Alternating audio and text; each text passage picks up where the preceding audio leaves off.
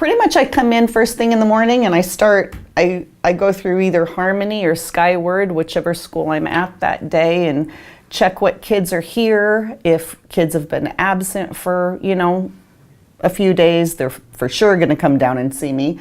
I check discipline, I check progress reports, and then I go through my list and I start writing out passes for the day so that I've got kind of some organization.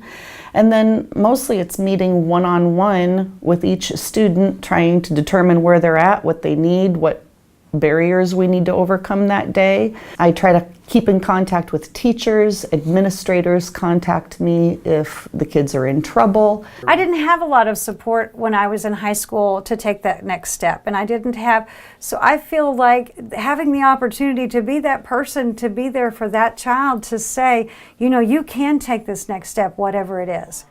These kids need someone like this in the schools. Whether it's me or if it's someone else in the school system, they need someone here holding them accountable and being that person that they can just be themselves around and not worry about getting in trouble for saying the wrong thing. I listen to them and I don't judge them and I don't care about their past or their past decisions, or all I care about is helping them better themselves in one way or the other. I think that we are kind of what the students need us to be at the time.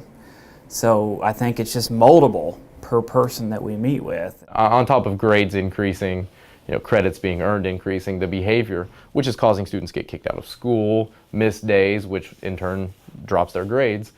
I think the behavior has been one of the biggest things that we've been able to change, and that's just students coming down and letting off some steam and going back to class. September was our first full month. You're talking 189 write-ups I think we had in the month of September. And last month I think we had 26. So it's dropped significantly. The data will show that these kids are doing better, but it doesn't show everything. It can't.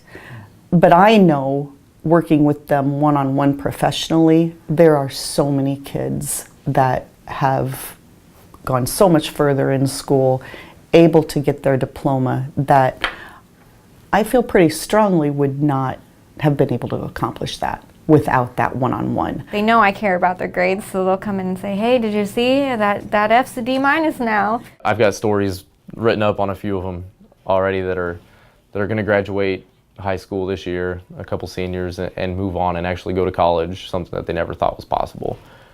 And sophomores and juniors that are catching up on their credits who are far behind. There have been a couple of kids that have gotten into Indiana State, which is a pretty big deal. A lot of my students don't really go into the four-year college track right away. And so seeing them get those letters of acceptance has been just awesome. Hey, I've got this kid and he wants to work at a factory now. But it's a really huge step for him because he doesn't have anyone in his family that's graduated high school.